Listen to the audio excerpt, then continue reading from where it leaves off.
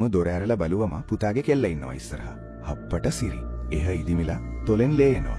මම ඉතින් "hi daddy" කියලා ආතල් එකක් ගන්න හැදුවට කෙල්ලට ඒකවත් කරගන්න බැරුව මගේ ඇඟටම කඩාගෙන වැටුණා.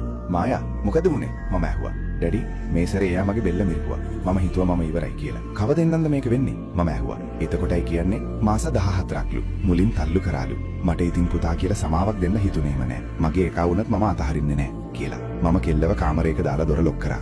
ඊට පස්සේ ටීවී එකේ පේන මගේ මූණ දිහා බලාගෙන කල්පනා කරා. මට පෙනුනේ මගේ තාත්තවමයි.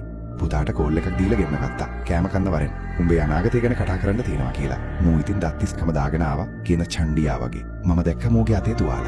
මට වමනියන්න ආවා. මම ඉතින් හිමීට ඇහුවා "ඉතින් කොහොමද මායා" කියලා. මූ ඉතින් කෑම උගුරේ හිර කරගෙන වතුර බොනවා.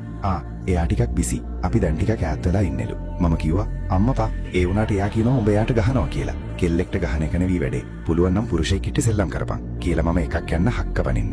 "මේක මායා වෙනුවෙන් කියලා තව එකක් යන්න. උඹේ තාත්තා දැන් මැරිලා ඉවරයි මට. උඹ හැදුවේ අවුරුදු 27ක් තිස්සේ. මම වගේ වෙන්න. හැබැයි උඹ මගේ තාත්තා වගේම වෙලා." මම 911 කෝල් කරලා මූව පොලිසියට බාර දුන්නා. මූව කුදලගෙන යනකොට මට නිකන් විජය කුමාරතුංග වගේ හැඟීමක් ආවා.